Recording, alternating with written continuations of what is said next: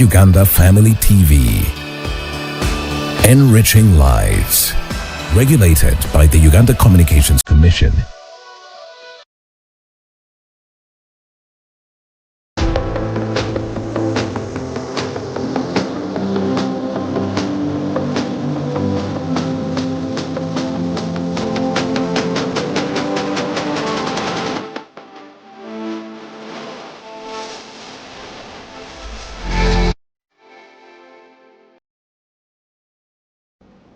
Oh yes, greetings to you, our viewer. Thank you so much for keeping it to Church of Uganda Family TV always. And this is the Uganda We Want program that airs every single Wednesday of the week. And then one thing you should know always is a partnership between the Interreligious Council of Uganda and the Church of Uganda Family TV. And of course, we'll be talking about things that help build a country that we all desire to have.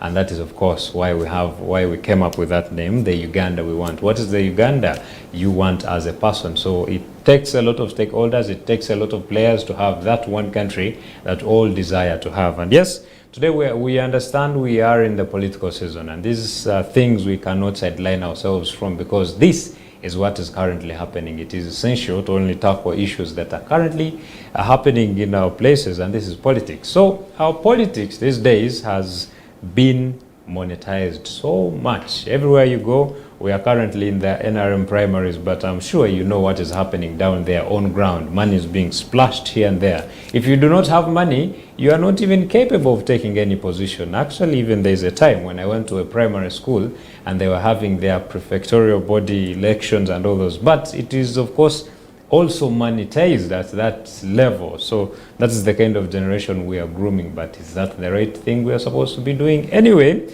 I have experts from the Interreligious Council, and we always have here Canon Kaiso, who has taken us through a number of discussions. And today, of course, we are also going to have him to take us through this discussion. Maybe he can start by greeting us, and then we see how to move forward. Good morning, Canon. Good morning, our viewers. It is a real pleasure that you have tuned in. You're welcome. All right, interesting. And yes, we have Beatrice Busingye, a student at Makerere University, but also doing internship at the Interreligious Council of Uganda. Good morning. Good morning. Good morning, our dear viewers. This is Busingye Beatrice, a student at Makerere University doing political science, second year, going to my final year, doing my internship at the Peace and Governance Department, Interreligious Council of Uganda. Wow, it's a pleasure to have you. And since we're talking about politics, you are really in the right direction. So, Canon, first and foremost, our topic today is money in politics, the impact on service delivery. Can we first understand what money in politics could mean? What is money in politics? It could go wide, but can you zero it down to something that our viewer out there would want to understand? Yeah, thank you very much for that question. You appreciate that I am a priest. Yes. When I'm interfacing with the nation, there are things in the air that we need to sort of relate with. So allow me to first express my sympathies to many.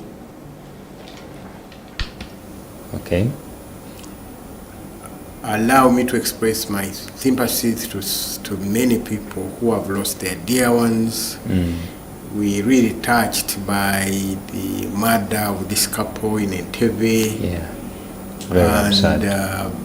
And abrupt deaths that have happened, shocking families and destabilizing families.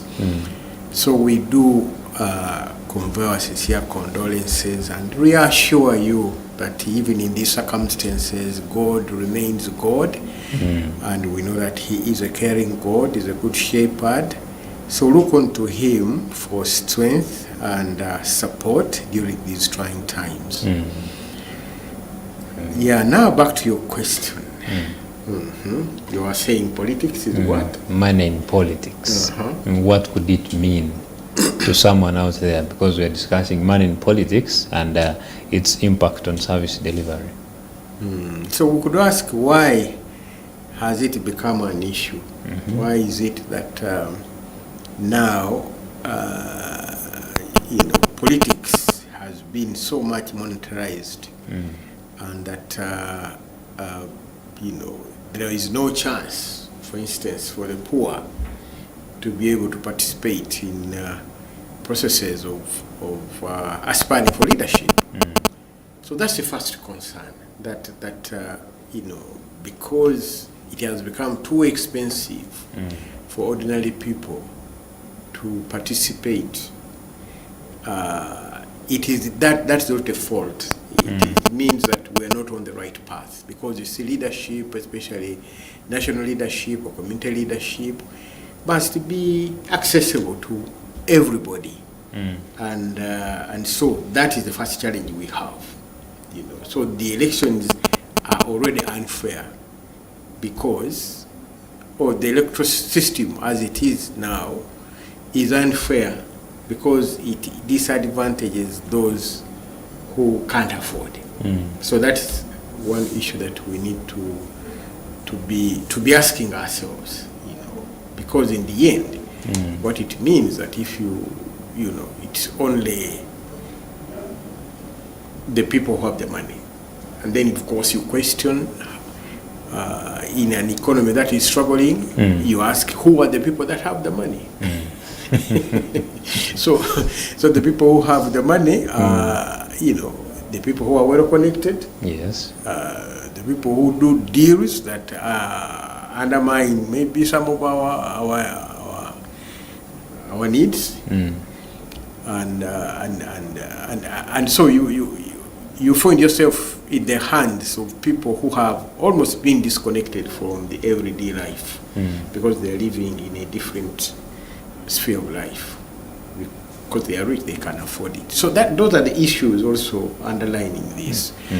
And of course, the other aspect is the fact that if we make politics transactional, that you have, it's like you have to, your relationship with the electorate is transactional.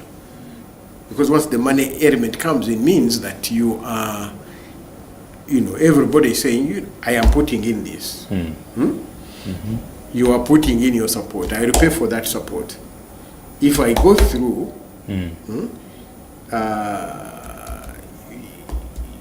this is like a business. I have invested. And so I'm expecting returns on my business. But as we know, public service, public posts or positions, ordinarily don't generate a lot of money. Yeah. And therefore, what does it mean? People begin encroaching on, national resources through corruption. Oh, yeah. Because they are obliged. They feel it's a business. It must bring returns. And I think that is one of now the many challenges of our politics, that it is no longer service. That shift from service to self-enrichment is really unfortunate. Okay. Now let me go to Beatrice. Now I want to bring you in an understanding specifically to the youth, because at most the youth have been used in the current political space, and this is through a politician coming up, they buy for them something in those villages, maybe a jerrycan of waraji, God forbid, and maybe just 5,000, 1,000 giving to each, and they are influenced at most. What do you think is the cause of all this? According to me, the cause of all this is poverty among the youth. Ugandan youth, I personally, I can't say I don't like money. Most of us, we like money. We don't mind about what they will do after, because after all, we feel like when they go there, they are there for their families, for their personal interests. Got it? So as the youth, we are mostly materialistic. I can say materialistic. We like money.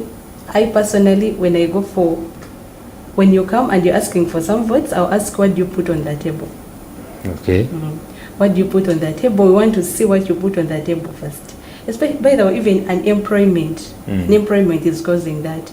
You find someone to get like maybe 5,000, you spend the whole week, especially in the villages. When you go deep down in the villages, the youth in the, at least for us in Makerere, we have studied something. We have, our lecturers have trained us, maybe a political, something about politics, a politician is supposed to do this and that. So we don't overmind about what they bring before elections. But when you go deep down in the villages, where we come from, you find a youth getting like 5,000, they spend over a week. So that is the chance they use to get the money. You find you're a politician, you're going there to that person who is unemployed, that youth who is unemployed, you're going to ask them for the vote. Of course, they will ask you, what are you giving me? That is the first thing, because he doesn't have anything, or they don't have anything to depend on. So I can say the cause of that is always unemployment among the youth. Secondly, ignorance, illiteracy. Some of the youth have not gone to school. As in the urban areas, most of the people in the urban areas, some not all though, have gone to school. They understand better. But there is some youth who has never gone to school, or maybe they stopped in P6, primary 2. So all they think about is survival. Not what will a politician bring on the table. No, they all think about how will I survive, how will I enjoy in the elections. I was somewhere when they were doing these youth elections, the first elections, and then I quoted someone saying they are going to go in parliament, or they are going to go in their offices. After all, me, I'm not benefiting anything. So I'm going to detooth them. He said it. I'm going to detooth them until maybe when they go there, they will not think about me. So I think the cause of money, or money in politics, or the cause of people being greedy for money in politics, especially the youth, first of all, poverty, second, illiteracy, and second, lack of research. And thirdly, what they deliver when they reach there. Because in the past years, we have seen people going to parliament, people going to getting positions, and you find someone has got a position, but for real, the service delivery is poor, and you get annoyed. I personally, when I see you're in position for like 5 years, 10 years, and I see you're not delivering what I want, I get annoyed, and I'm like, okay, I'm going to keep, as long as I benefit something. That's why we are engaging in money, or maybe buying us something. What you buy me is what I'll, because I know when you reach there, after all, your service delivery is going to be poor. Maybe let us wait for the upcoming elections. We see some change. If we see some change, there we won't be money-minded. But if there is no change, the truth is, we are going to keep with that mindset of what you bring on table. Wow. How are you ready to spot the change before you elect them? How will you know? For example, there are some people who have spent in power many years. You see someone has spent like maybe 2 terms, 3 terms, and you see the service delivery is a bit poor. So but remember, they will come with a lot of money. Of course, when you that is another challenge also. That is another challenge also. Hey. But just know in Uganda today, without money, you won't be able to get what you want, or you won't be able to get that position you want. Yeah. So when you come with a lot of money, because I personally have made research about some people who are coming back as leaders, and they have spent some good years there. Yes, I won't say some, then not all. Some have delivered not to the expected. I can't say nothing, but not to the expected. And some will say are capable. So what we are going to do, or the solution, is just maybe going deep. These people should be going deep, and political education, especially to these people in deep. Don't come here in town and you're going among the students, or you're going to give them money. What you first educate them and know they should be knowing about politics. They know what you're supposed to do. They know, but because some people, you see some position, you just tell them, I'm going to be maybe the youth chairperson, and someone doesn't know what a youth chairperson is supposed to do. So that's why people always mind about money, and they're like, okay, you must give me money, or you must, because they don't know what you're supposed to do. And for real, you cannot tell me I don't know what you're going to deliver, and then Of course, it is what you bring me on table. So how we are going to overdo with this is just going and educating people. They should sensitize people, community sensitization first. But minus community sensitization, they will keep spending money and over and over again. What they should do is just sensitization, deep sensitization in villages, among the ghettos, among the educated youth, deep sensitization, telling them what should a politician do, what should a politician, because some of us just know a politician should give me something, but it is not all about that. It is all about service delivery. So all in all, it is all about sensitization. Okay, very interesting. So, Canon, you've heard, and there are times if we revisit the books, there are times someone will tell you that this Parliament of Uganda of this time, it was a real parliament. Things have been changing, and now here we are. Right now, to go to Parliament, to go to any elected position, the thing that has to take you there is how good your wallet is, or how influential your family is, things like that. Where is that ideological understanding? Where has it gone? What has gone wrong is my biggest question.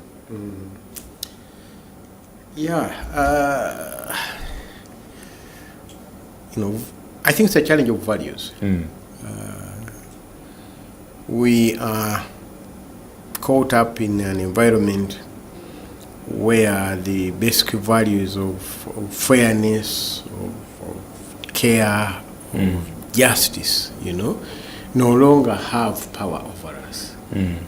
And so you have people who are about themselves. You see, it's a global challenge even. It is not even only a national challenge. I mean, if you look at the world globally, and you see that the things that are changing, the powerful are using their power, in ways that benefit them only. You look at some of the policies from the US, before they were the guardians of democracy, they were the guardians of global peace, they were the guardians of food security, of health and well-being. They were the guardians. They played that role. And why? Because I think the values at that time with them was this sense of responsibility to neighbor. Now, when you look at the national level, it is almost the same thing, that the people are not looking at who my neighbors, what are the challenge of my neighbor, why should I care about neighbor? They have lost that. So people are just about themselves. And that's why, therefore, politics has become as competitive as it is. Because if it were just a question of serving the people, a person would be saying, well, if they give me a chance to serve, it is okay. But it is not only in Parliament that I can serve the people. There are many other ways in which we can serve our communities. If you are educated, you can organize, as Beatrice has been saying, spaces where you can do some civic education, for young people, or mobilize young people into small groups, into start enterprises. Those things you can do. You don't need to be a member of Parliament to do things that will transform your communities. But now that is not the focus. The focus is that you want to use this position to enrich yourself. And just as you choose to say, let me invest in a bus company, the purpose is, yes, there is some level of service, but essentially you want to recoup what you invested. And now, if politics has got to that level of people wanting to invest and recoup after the elections, then it means that the level of service delivery will definitely go down. Because there is no commitment. The commitment, the energy goes into exploring how to use that position to enrich yourself or for you to recover your costs. So instead of caring, what does my community need? Why are these trends, and why should you worry about some of the trends in our communities? It's lost. So that for me is quite a bit of a real challenge. But it is the values that people have lost a sense of accountability to God, that they are not even accountable to God. And I think that's the sad thing when it is happening in a country where we have most people confessing faith in the living God. You would have expected that they are subjecting themselves to what does God want me to do, in this sense. Service, I've been given this position. It is a service. It's an opportunity to serve my people. Like Joseph, in the Bible, he went through a lot of suffering. But God's hand was on him. He never forgot. He never built up anger and resentment, even when his brothers who had sold him came in during a time of crisis.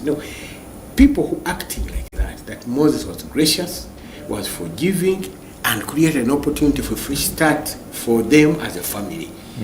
So that kind of understanding and attitude to leadership is what we are losing or have lost. That a person is not asking the question, what have I done for my people? But how have I benefited from this position? And so what it does, as Beatrice have been saying, is that your constituency, your electorate, will now also shift, because if it is a business, then we must negotiate, and before too late, when we still have the power, let's negotiate. So that's why corruption and bribery in electoral processes has increased, because the local people, the citizens, have realized that they only have power over their MP before the election, at the time of election, So now they are using that opportunity to see whatever they can also squeeze out of the man.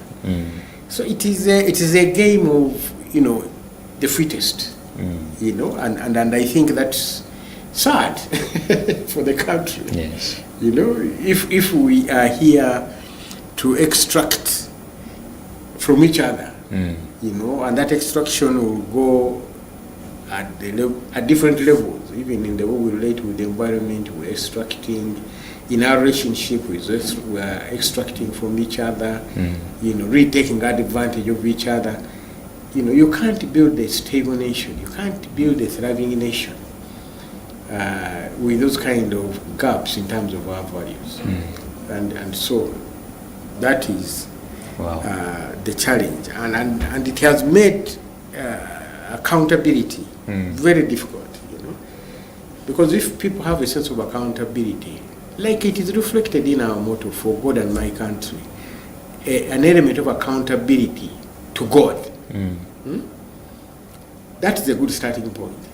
If people can personally begin to feel they are accountable to God, who sees everything, there is nothing we can hide from him. And therefore people can, out of their own evolution, out of their own respect for God, restrain themselves from some of these temptations of corruption, And then if we feel accountable to the nation, our motto is an excellent motto, by the way, calling us accountability to God, calling us to be accountable to the nation. So how are we being accountable to the nation? And it seems like all our relationships between leadership is manipulation. You get to Parliament, they have a bill to pass. You would have thought that they would be concentrating on the impact of that bill on the people. But they're more interested in negotiating with the person interested in that bill and how much. They want to have their cut. That's right. So now, if you have people who should be your voice, the people who should be your conscience, in Parliament, acting outside any sense of accountability to God and to the nation, then I'm afraid that we've gone to the dogs. Well, thank you so much, Canon. That's really interesting. And now we are going to go in for a very short break and return with more. Please stay on and we see what your impact can be as well and what your role can be in order to have a place in this nation where at least we do not have much money spread out there in politics and all that, because we are the receivers. We the people are the receivers. So what is your role is what we shall be looking at next.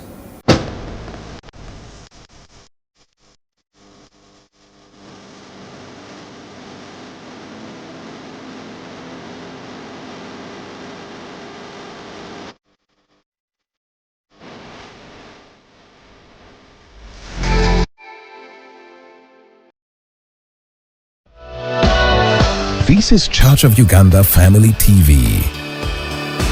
Enriching lives. Regulated by the Uganda Communications Commission.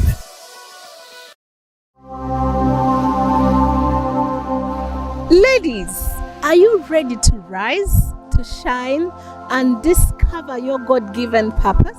Get up and do the work that God has called you to do in that particular office. And you know, the more you do it better, then other women are going to take up that office after you. But if you do not do it better, they will say, we had one woman here, she was hell, and we are not going to bring any other woman. So ladies, let us style up. Join us every Friday, 10 p.m. on Church of Uganda Family TV, Crowned with Purpose, a show made for women but created to bring hope to everyone. Let us stand. Let us know that we are stronger than ever. Through real-life stories, encouragement, and inspiration, we speak life into every heart. You must love yourself. Yes. Wake up and say, I am a queen, I'm a child of God. Love yourself. The older you get, the less hectic your cardiac exercises should be, but also the time, they should be shorter. Remember, you are not just a woman, you are crowned with purpose. Crowned with purpose. This is Church of Uganda Family TV. Enriching lives. Regulated by the Uganda Communications Commission.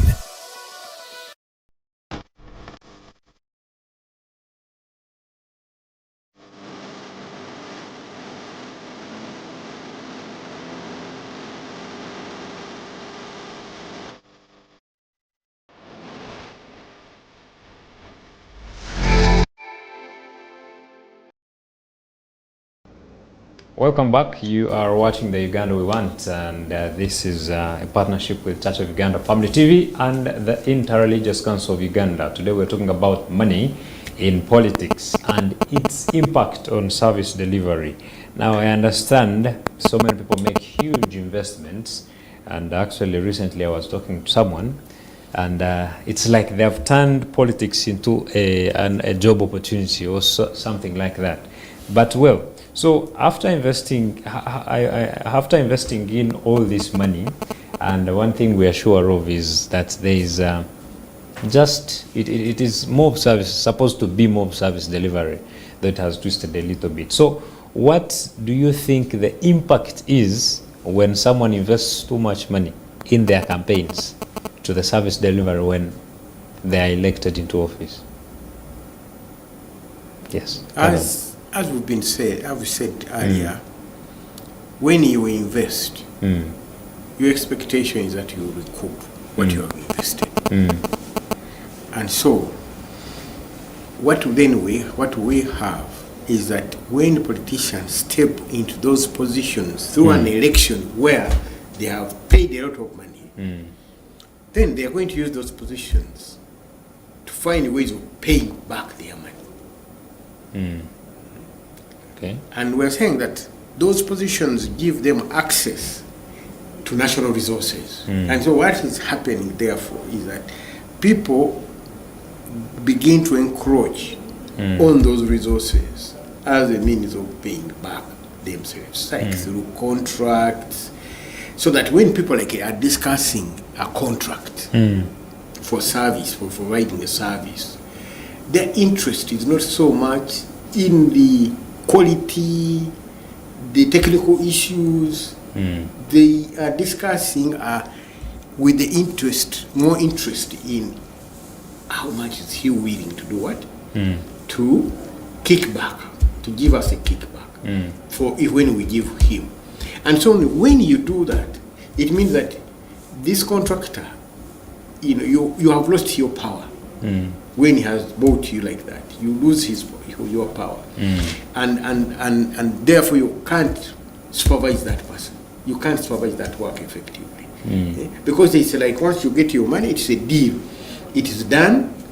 The man, you leave the man to implement the contract, but you will not have much power over that person because of the bribe.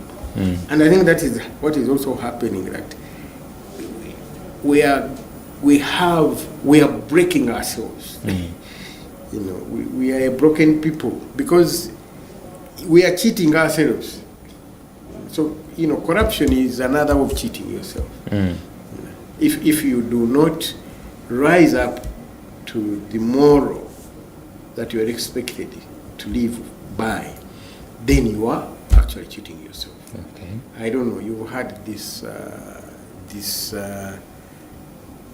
story of an engineer who wanted to retire, who was about to retire, and so the people in charge that have been his employers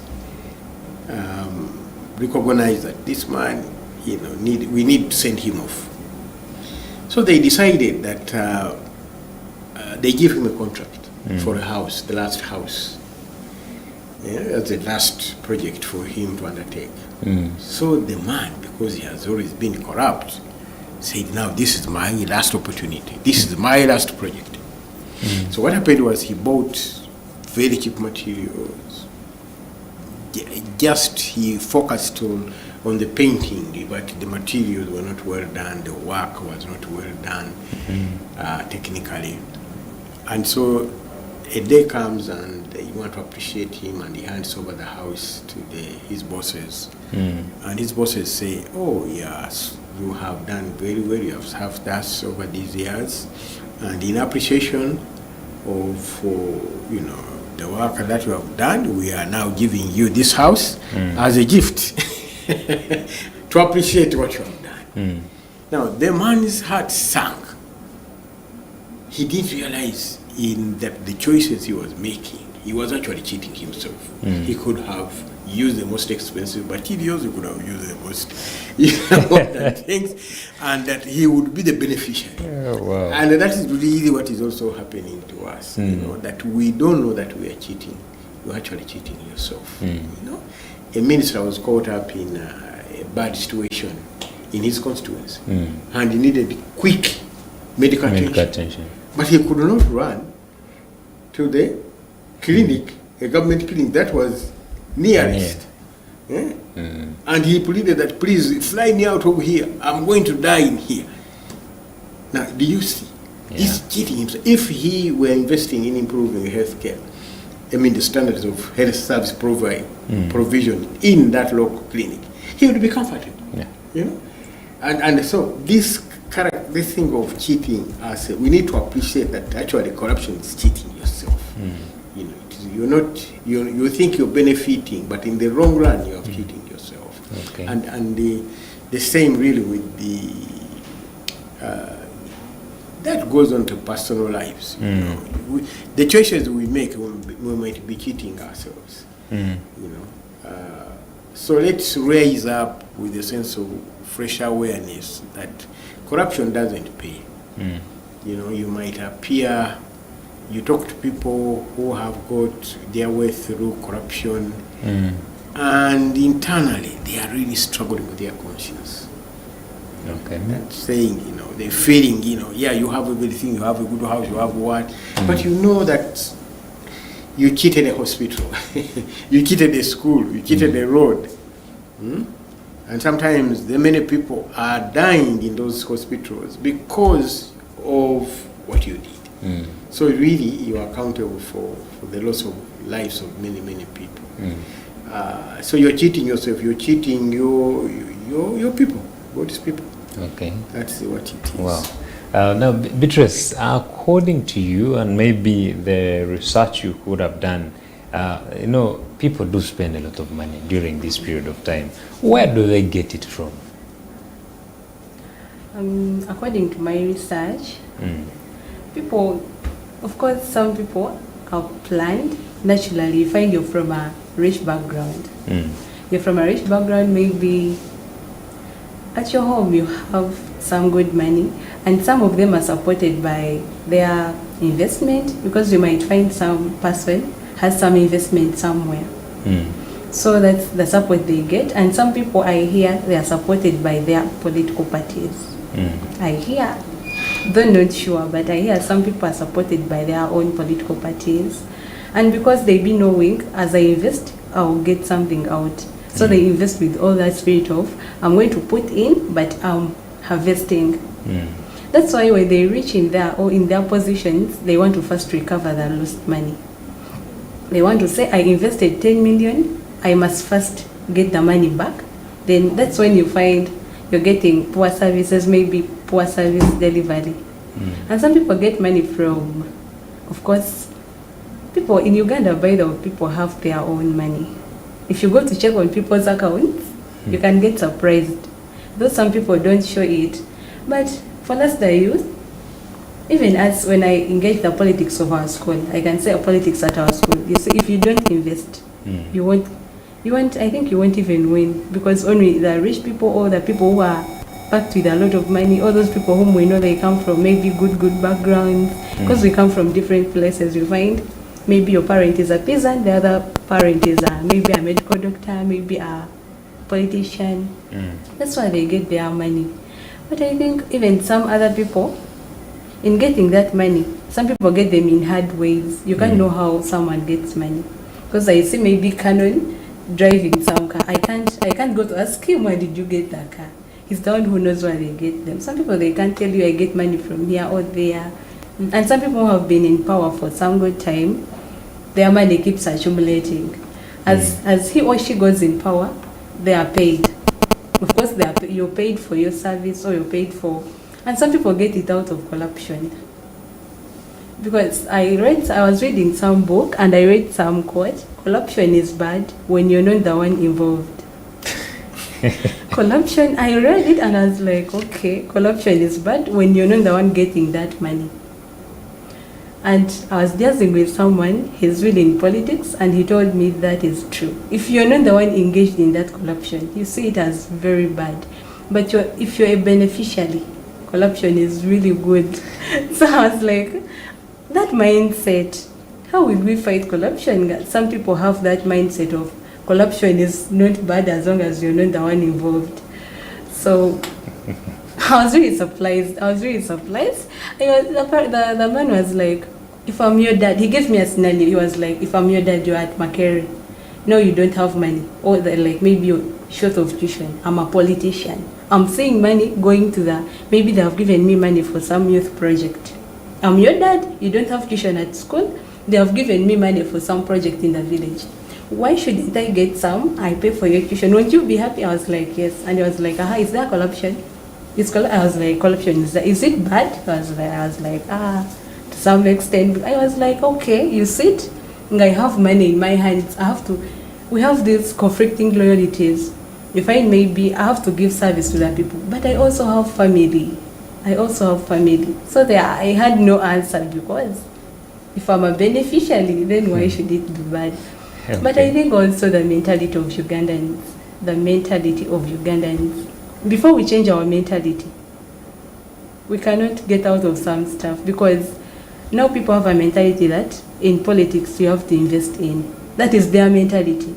But there are some people, of course, you can go somewhere and there are some people who have not invested anything, and for it they have won. Or they have invested little, but they have won because of the love of the people or the amount of the service they provide. It's not all about, by the way, winning is not all about you have money or what, or you invested in a lot. Just the mentality of Ugandans.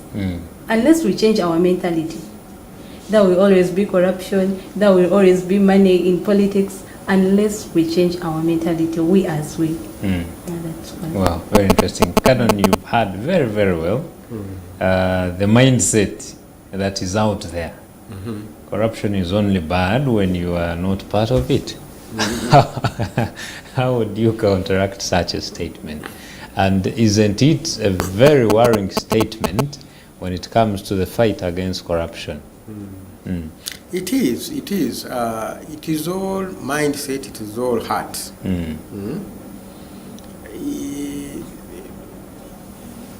How we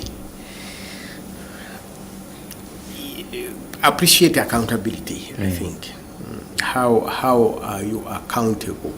First yourself, and then as that story I told you, you think that you're gaining out of that, but when actually fundamentally you are cheating yourself. Because imagine, I mean, if we're all very faithful in improving health care, do you realize that now the most paralyzing issue or reality for many families is medical care? Yeah, that's right. So if you know, in all your networks, every day you're getting a message to say so and so is sick, we need to contribute something. We need to contribute something. You know? And sometimes those contributions are like X-ray. You know, and what are you doing?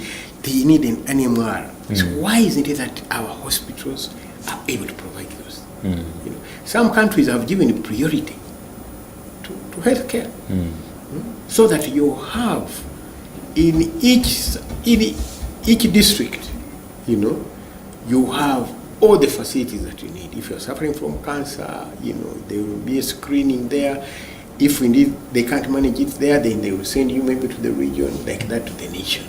You know, so it is so when you think that by being corrupt and you are crippling health services, it will come back to you. It is going to come back to you. You know? Because now more and more people, that's why members of parliament sometimes don't want to go back to their constituencies.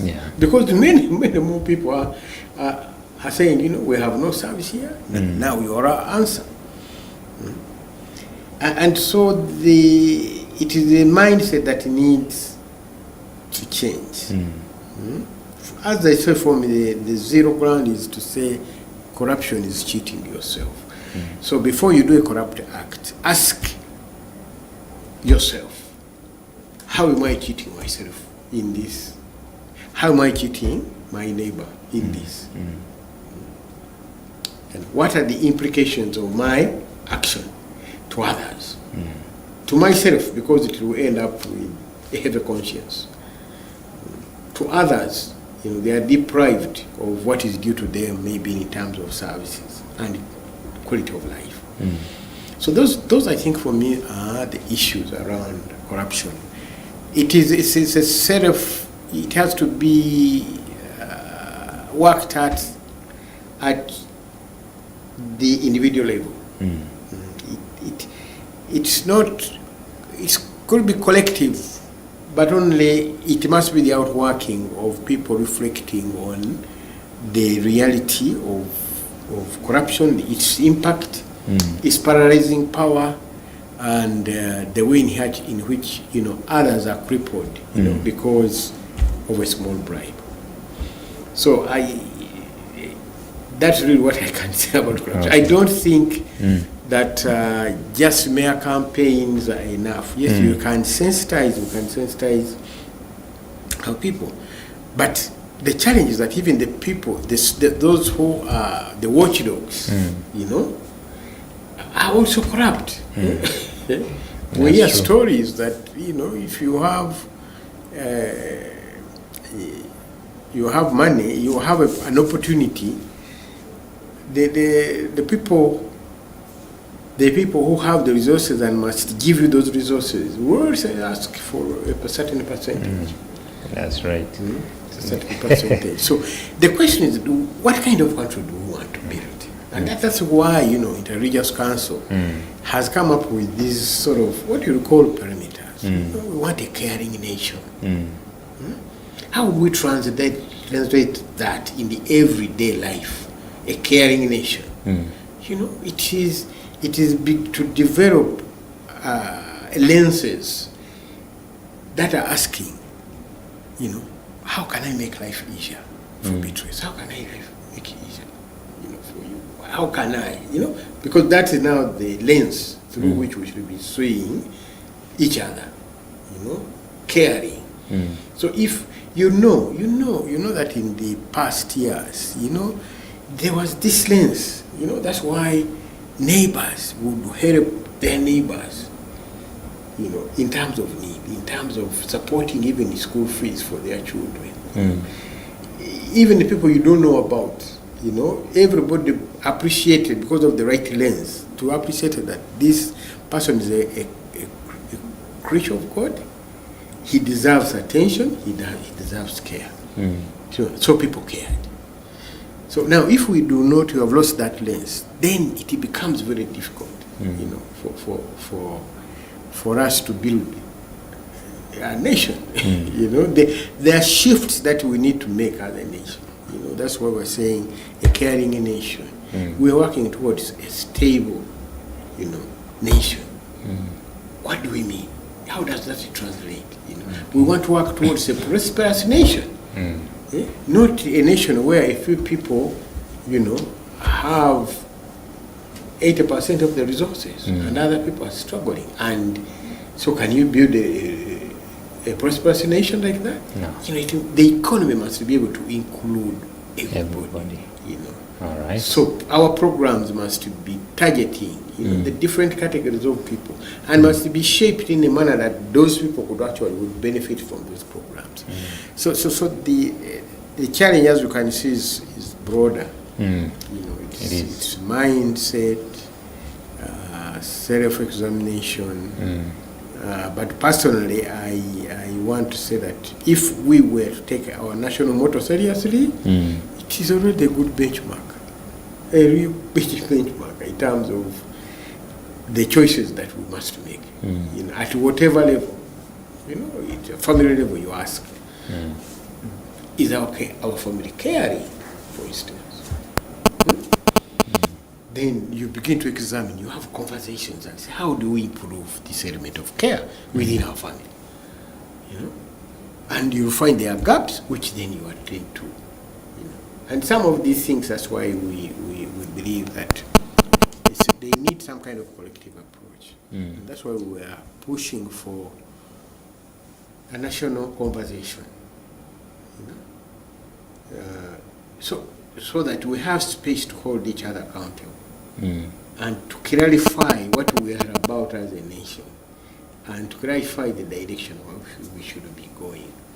So those kinds of frameworks need to be in place at different levels, where people are calling each other to accountability, where people are re-envisioning what kind of community they want, and therefore what safeguards need to be put in place for that, for positive things to happen, for positive change to happen. What things do we need to let go? And part of the things that we need to let go is corruption. Okay, very interesting. Thank you, Canon. Now, Beatrice, I want to relate back to the first questions I asked you about the youth, majorly during this period of time. So, in a scenario where we want to at least regulate, because we cannot at 100% control it since this is where we are, how should the youth approach such politicians that come around with so much money? And that is the biggest influence in a situation, in a country where we have biggest percentage who are young men, biggest percent, young people, biggest percentage who are even unemployed. What is the best approach? Because remember, at the end of it all, we want a leader who's going to bring in service. So the youth, how should we approach those people? I encourage the youth always engage with these people who are used to politics. I personally, for the time I've spent at Inter-Religious Council of Uganda Secretariat, I've engaged with people like Canon who are used of politics. I've engaged with some people who tell you about those ideas and insert in some ideas which you didn't know. So as the youth, we should first get sensitized, change our mindset. If you don't change your mindset, no one will. Engage with people who are used of politics, people who are deep in politics, and they tell you how they do things.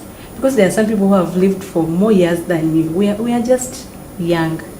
We should engage with people who are used, people who have been here for years. They sensitize us first. You cannot approach someone before you also approach yourself. You first look into yourself and say, where is the loophole? Where am I going wrong? Because someone will come here with a lot of money, but because of your mindset, for you, you're used of, okay, me, I'll eat the money and then I don't care about the service delivery. That is what is in your mind. That is what you occupied with your mind. So first of all, we should change our mindset. Engage with these people who are used. Engage with our religious leaders, engage with our teachers, engage with our lecturers, engage with our people who are more engaged in politics. So they sensitize you, they tell you how they do things, they tell you how something is supposed to be done. You know, we are the higher percentage, but without the change of our own mindset, I think we'll keep in thing of, I'll go with the one who has money, I'll go with the one who gives me this, I'll go. We should first go and engage with these different people. You don't be there and sit down and be like, what I know is the right one. No, you engage with these people. These people are used in politics. They tell you how they do stuff. And secondly, we should look at the service delivery. Even if a person has a lot of money, first look at, okay, he has a lot of money, he has given me money, but what does he bring on table? What have I benefited from the leadership? As a youth, though I've taken the money, but for real, I'm not employed. Have I got a job? When he went to, maybe when he or she is in service, did I get maybe some help in my education? Did I get the service I want? Maybe the health service I want? Do I get? Okay, first look into what they have brought to you. Then you just change your mind and be like, okay, what have they given? What have they given me? What have they put in my life? How have they changed the service delivery? Then there you judge and say, maybe, though he has money, but still, I'm wise. Not that you don't take the money because you need it. You might take it because you need it, but be wise. Be wise and say, though I'm taking this money, but praise, do this. And we engage our leaders. Some of us fear our leaders. You find I'm a youth. I've been with this leader for over 10 years, but I've never even come up to talk to him and say maybe this and this and that. I talk in the background noise when we reach maybe in some places we are jazzing and I'm like, this leader has done this. But when he's present, you can't raise your voice and say, maybe, sir, you've done, or madam, you've done this and this in a long way. Or so we should come up as the youth. Be you. Don't be there in the background while you're talking, and when the leader comes, you cannot raise a point. You find some people maybe, when they are with others, maybe talking about politics, doing what they're like, this one has not done this and that, but then say write a letter and address the issue. They cannot do that because of that fatigue and fear. So we should start engaging with our leaders. When they come, engage with them, tell them what we want, not just going there and we say, I want this, and when he's around, you say nothing. And just changing our minds and engaging with people who are more than us. Because the youth, we are still young. There are people who have lived life, who have seen politics, people who have been here for some good time. They know what this is. For us, some things we are thinking for the first time. Though we might say, hey, we are wise now, we are educated, maybe you're in Makerere, you're at university, you've seen a lot. No, we have not seen a lot. We engage with our leaders. Don't fear them. Go to them straight, talk to them, their offices. Maybe go to our religious leaders. You can engage your religious leader and ask them, we want this and this, but I cannot know how to approach. Maybe they can help us to approach them, because we are building a good Uganda. We want a prosperous nation. We want a Uganda that is full of youth who are straightforward. So we should all be straightforward, change our mindset, engage with our leaders, stop fearing them. They're also people like us. Because you might see them on TV, you see them passing by, and you're like, you don't tell them your issues, and when they are not around, you start saying, they are not God that you just imagine and say, maybe Beatrice needs this. He's not going to imagine that maybe Beatrice has no tuition, maybe Beatrice, you just be straightforward, engage our leaders, because you cannot, maybe I cannot go straight to them, you might not go straight to them, but engage our people, like our leaders, religious leaders, our leaders, you engage them and say, maybe me personally, I cannot go to that, I cannot approach that, maybe I have fatigue or fear, but you pass through him and say, you can address this issue for me. But I think also the youth must begin to ask themselves difficult questions. Because you see, you are unemployed, you know, that's why you fall to even 2,000 shillings. So short-term gain and long-term. I think they should be, we could increase platforms where young people are evaluating the short-term benefits of some of the actions and then the long-term benefits. So that, because then young people must be helped to know that the choices, they are looking for a better future. Everybody there is looking for a better future.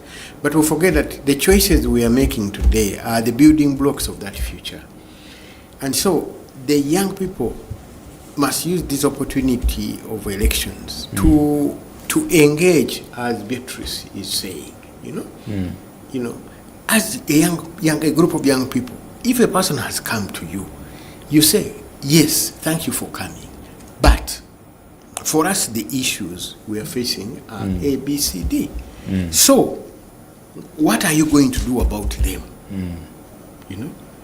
Because if you just throw to us 5,000 shillings, that is going to be finished in a day. But you as a leader, you are going to be in that position for 5 years. 5 years. You see? So we want to get our leaders into the understanding that we're not only interested in short-term solutions, we are looking forward to building a solid future for ourselves. So just say, you know, as a member of parliament, what are the strategies for you to create employment for us? We are 50 here. Yes, that you have called to meet with you. So what are you, tell us concretely what are you going to do? In that way, we lay the foundation for accountability. Because now, if he promises things, when he gets through and he comes back to us, we have a basis for accountability to ask him to say, please, you know, you had promised this, So, don't you realize that, you know, by failing to do these things, you are not an effective leader? And so we could be able to make shifts and decisions in changing leadership on the basis of some of the conversations we have during this time. Okay. By the way, Canon, if a group of, can I say youth, get themselves together, and there is this politician coming around with his money and all that, if they have something or a project they're working on, if they get money from this politician, is it also bad for a project? They are investing, because that's an investment in an enterprise. You know, those are the things we are talking about. Instead of people looking at short term, they have already an initiative which needs boosting. And if a member of parliament, an aspiring candidate, decides to say, okay, I will boost you with 10 million shillings. You know? That is fine. What? Yeah, why? Because it is improving. It's not, you are not bribing the young people. It is actually, you are improving, you know, their enterprise, expanding. And so hopefully in that same process, you're expanding their income, you know, you're contributing to the stability of their families. Okay. Yeah. I think the bribe is to say that, you know, I am giving you this vote for a vote. I remember in the 2021 elections, I was home towards the primaries. That was, of course, in lockdown 2020. And then when you woke up in the morning, the day for voting, you find a flyer of someone with salt help of 5,000. And that was done to almost in the whole village. I was like, okay, people have the guts. How did you even jump my fence and you...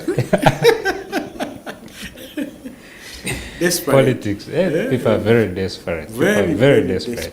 Well, let's talk about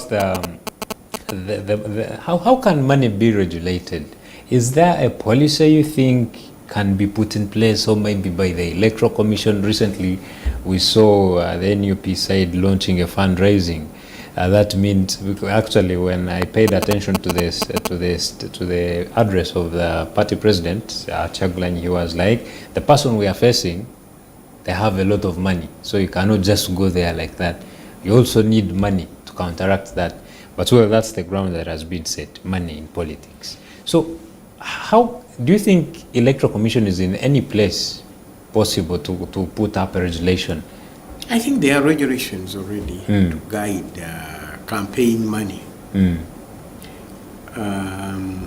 is already a regulation. There is. But the challenge,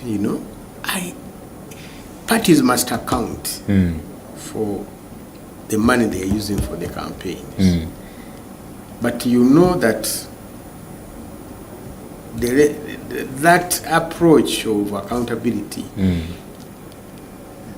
is defeated, by other parties that just don't care about whether there is a regulation or not.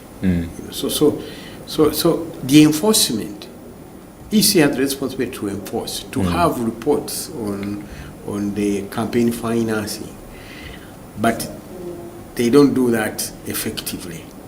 And at the end of the elections, you need to have parties to account for how they have spent their money. But I think the most effective for me is that let's learn to choose what we want. To clarify what we want. What is it that you want as a community? Don't allow politicians to come to you before you have had the meeting to discuss your issues, so that you are able to engage with this politician on issues. That is going to change a bit when people know that yes, you could give that salt, I may not return it, I'll use it, but it was for nothing. So we want to make the investments, the bribes that these people make, count for nothing. We've seen people who have sold houses and whatnot and whatnot and whatnot, and now when they lose an election, they are gone back to zero. Exactly. And I think if we can, those who have a lot of money, eat it, but do what is right. And then people begin to say, to shift, we will now shift our aspiring candidates to issues, and know that actually money could go for nothing. But if you are engaging properly with the people around the issues of concern, you can go through an election. Okay. Yeah. So me, I have no issue with the people eating that money, but making an informed choice. So that we can cripple as many people as possible. Who think that money is the path for acquiring leadership. Let's cripple them by eating as much money as possible from them, and then not voting them. And they learn the hard way. And they begin to learn because they do reflect. Those people reflect after an election. They say, but nah, this was too much investment. Some people sell land. Then everything. The other people will begin to say, friend, don't sell your house. You look at him. The man is crashing. He was even much better off before the elections. But he ends up nothing. And then now people begin to beg, now can you give me some position, and so we stop even that practice, perpetuating that practice of picking up the people who have lost an election, because of corruption. Wow. And the other thing, of course, is that we have been trying to push for the law where if a person has been charged if an aspiring candidate has been charged of corruption and the courts of law have validated it, then that person should not participate in the process, in the next election. Yeah, in the re-election, they should be denied. That also will check, this tendency for people to be corrupt. Like if you found out that person who went around giving sugar, and 5,000 shillings, and we really found him that he was, and that already, why give it at the eve of an election? How about these ones for the iron sheets? Which one? These people who stole Karamoja iron sheets, the ones who had taken Karamoja iron sheets, the ministers and all those people. And then don't they fall in the same category? The courts, I think those matters were managed by the courts and the employer. So the question is, are we working concertedly, to address issues of corruption? And so if that were the case, then the question is, how do you prove it, even in situations where people of political weight are involved in those actions? Yeah, very interesting. Well, Beatrice, what would be your personal call? Now you did speak about the youth. What is your personal call to the politicians themselves, these ones who are coming in elective positions? Okay, my personal call to them is applying principles of bureaucracy. As politicians, you should apply some principles of bureaucracy. Bureaucracy, accountability, transparency. As you come in, people have different needs. The youth, we have different needs, and for real, we are the higher percentage. If we don't vote for you, I don't think you will win, because we are the most percentage in the country, apparently. Though most of them are not eligible voters, but at least we make a higher percentage. So as an incoming politician, come with that mindset of, I'm going to deliver services. Even if you're bringing us that money, you can bring that money maybe in the village and say, make groups of 10 people, make a project, I fund it. There, even if we consume that money, at least it is bringing, maybe we have made a project of, maybe we are selling some product, and after every month we have some gains. So it is better than just giving it to us and you go and you're like, Beatrice, get 5K, vote me, and you go.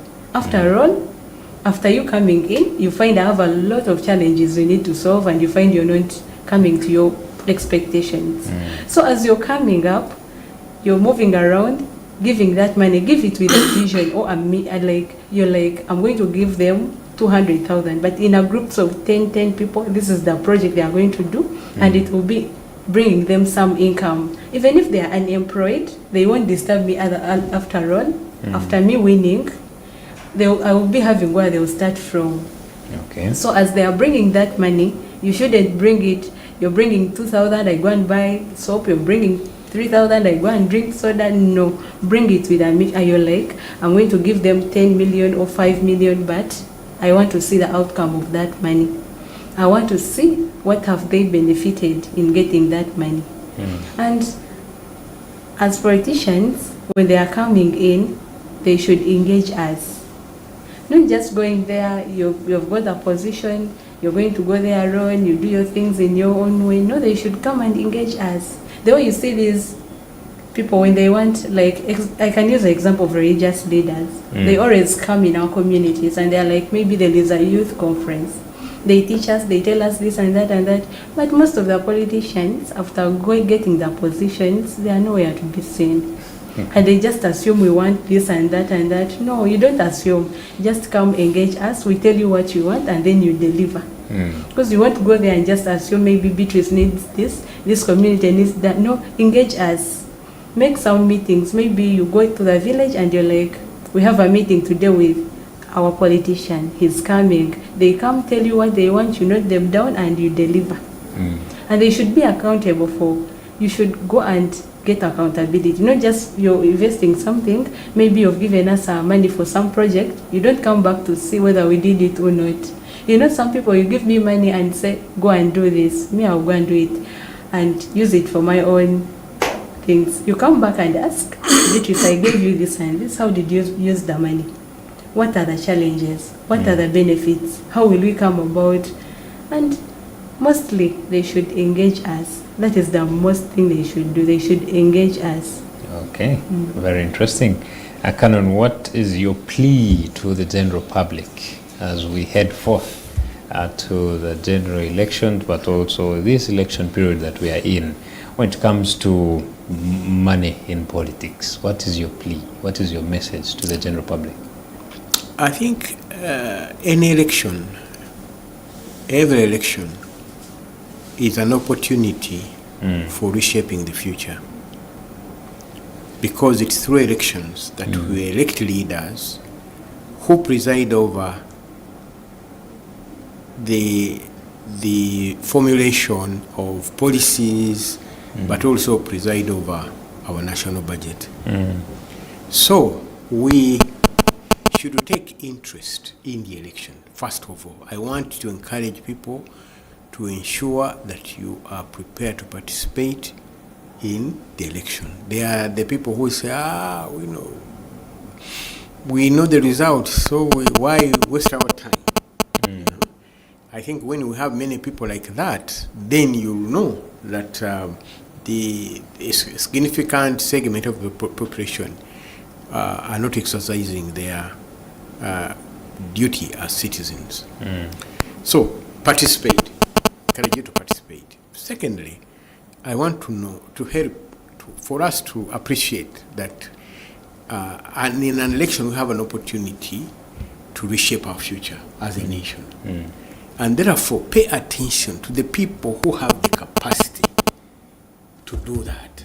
The people who have proved themselves, the people who have proved themselves not in terms of how extravagant they are with their money, but people of integrity, people who have a heart for your community, people who have a heart for the nation. So don't get influenced by just because the political party. I think I'm one of those people who believe in individual merit. That where we have come, look at the candidate. Don't get swung. We just I am DP, therefore I must vote DP candidates. I think as of now it is a question of who are the people that are standing, and of them who seems to mirror the values that we want to build in society, and therefore vote according to values. As you read the person, don't feel boxed in a political party when you know that maybe a candidate who is standing in that political really is not going to deliver. So let's take our future seriously, and therefore appreciate that these elections we are electing leaders who will shape that future. Right. And then lastly, we should refrain from violence.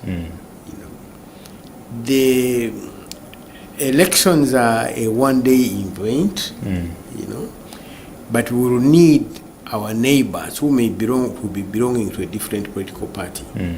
I know a situation where a neighbor's child was very, very, very sick and needed quick transport, to the medical facility. And but because of this political intrigue and conflict, they could not run to the next neighbor who could provide that, and they had to now be rolling school and so on. So, and in the process, the child died, not because of the fact that there wasn't help, but because of the political conflicts that people have in the neighborhood. They are not able even to help themselves. So let's not take elections as a process of enmity, building enemies, but let's begin to appreciate that, it's a process, but the most important thing is that we need each other, irrespective of our religion, our political affiliations. And therefore, avoid violence, avoid conflict, work towards a peaceful election. We call upon the Electoral Commission to deliver to us a transparent and credible election. We demand or request the aspiring candidates to put the interests of the nation, the communities ahead of their personal interests. We encourage all our citizens to give priority to building a more promising future for Uganda. Wow, thank you so much, Canon. And maybe Beatrice, in just a few seconds or minute, please give us your last remarks. My last remarks or my last word to the youth out there, please be yourself. Don't be taken by money. Be taken by what have they delivered to you. Don't go to vote because you like the party. You're going to go there and you're like, I'm going to only tick where there is an umbrella, maybe where there is a bus. They'll be collapsing your mind that when you say an umbrella or bus, just tick, tick, tick. Like in the past elections, I saw it. It happened whereby someone to come and just tell you why you see something, tick. Don't worry about which candidate is there, just tick, tick, tick, no. And I encourage all the youth, please, be peaceful. Don't cause violence. When you lose life, Uganda will move on. Don't be violent. If you don't like someone or some politician, stop showing it. You're throwing stones at them. They are shouting at them. No, just be humble. Stop being violent. Know what you want, and always engage your leaders. Don't make them feel like you don't want anything. Then in the background you're talking about them. Engage them. Be open to them. God first, of course. Pray for our leaders. Because without God, there is nothing possible. Pray for them, engage them, be you, change your mindset. Politics is not all about money. And when they give you the money, know how to use it. Don't just spend it anyhowly. When a politician gives you money, maybe invest it somewhere. If you invest it somewhere, you give them energy. You give them, also support them. Our politicians need our support. Mentally, support them spiritually. You can maybe give them a nice environment when they come to you, when they approach you, you talk to them in a nice way. All in all, keep peace. As the youth, if we keep peace, the elections will be fine and know what we want. As long as we keep peace and know what we want, we shall be there. All right. Well, thank you so much. And I really appreciate your input, Beatrice and Canon, for today's program. And I too believe that you have achieved something outside there. Please make use of this information that has been delivered. And the biggest goal, of course, overall is making sure that we have a peaceful election. That is the upcoming election. Just, I think, next week, on Thursday, we shall be having the NRM primaries. Make it peaceful. And also when we head into the general elections as well, make it peaceful. There's a strong call that you are needed. And actually, Beatrice has put it right. If you die in these things, Uganda will move on. And how will it move on is a question that you will need to ask your parents. What if I die in these things? What will happen to my siblings? What will happen to my family? All those things. You don't want to live misery because of your negligence in this political season. My name is Luke Majumba Lenaitwe. Please stay on for more programs. Lunchtime request is coming up to spice up your day. But for us, we are done from here. Please have a lovely day.